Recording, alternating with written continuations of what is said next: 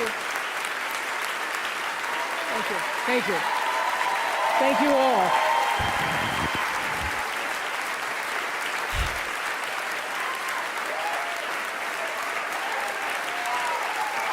Thank you. Okay. Thank you, Reese. In 1964, I was a little girl sitting on the linoleum floor of my mother's house in Milwaukee, watching Anne Bancroft present the Oscar for Best Actor at the 36th Academy Awards. She opened the envelope and said 5 words that literally made history. The winner is Sidney Poitier. Up to the stage came the most elegant man I had ever seen. I remember his tie was white, and of course his skin was black, and I'd never seen a black man being celebrated like that. And I have tried many times to explain what a moment like that means to a little girl, a kid watching from the cheap seats as my mom came through the door, bone-tired from cleaning other people's houses. But all I can do is quote and say that the explanation in Sidney's performance in Lilies of the Field, amen, amen, amen, amen. In 1982, Sidney received the Cecil B. deMille Award right here at the Golden Globes, and it is not lost on me that at this moment, there are some little girls watching as I become the first Black woman to be given the same award.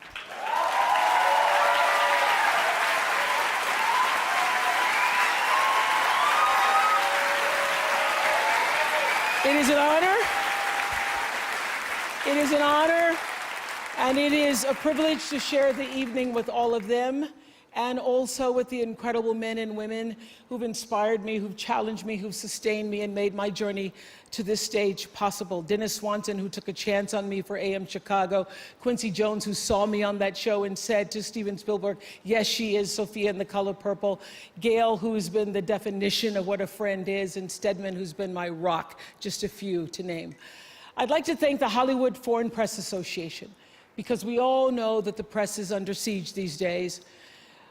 But we also know that it is the insatiable dedication to uncovering the absolute truth that keeps us from turning a blind eye to corruption and to injustice,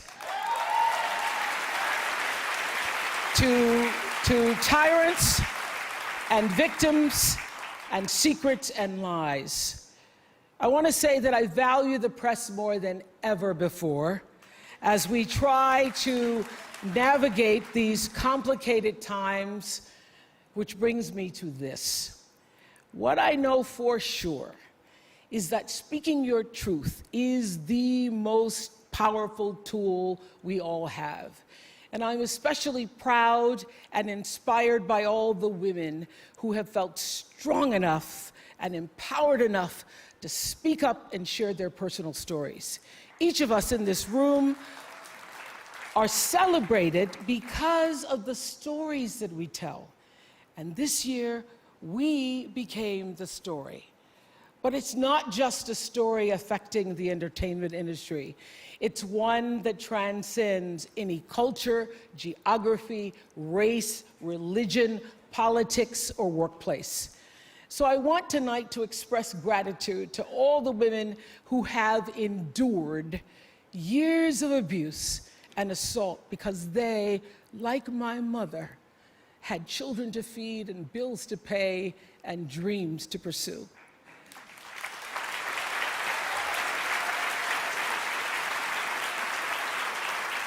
They're the women whose names we'll never know. They are domestic workers and farm workers.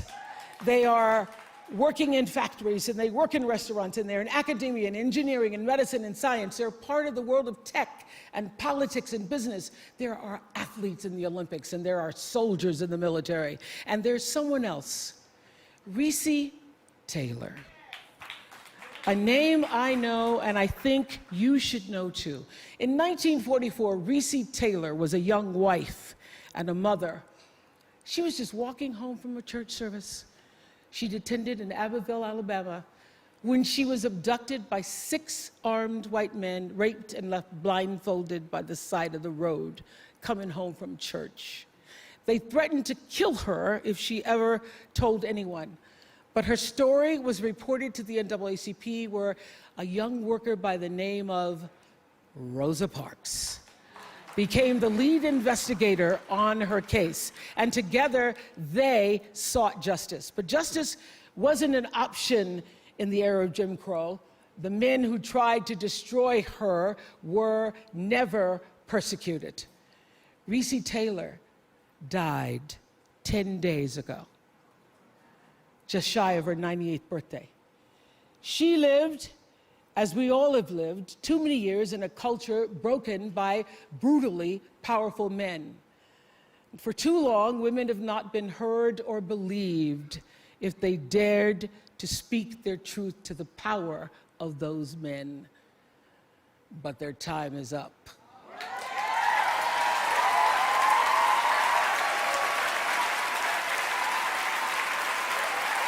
Their time is up.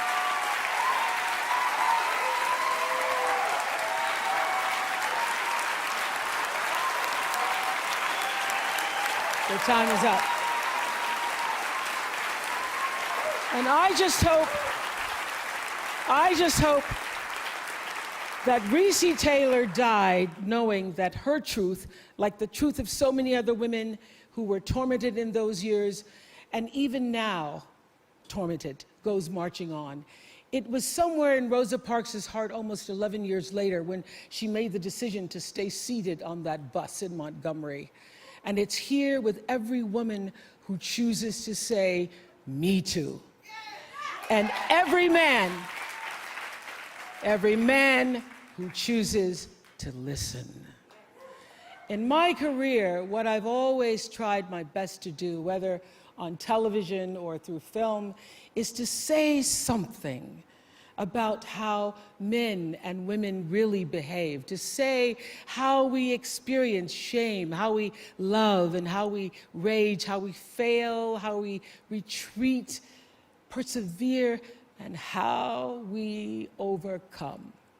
And I've interviewed and portrayed people who've withstood some of the ugliest things life can throw at you, but the one quality all of them seem to share is an ability to maintain hope for a brighter morning, even during our darkest nights.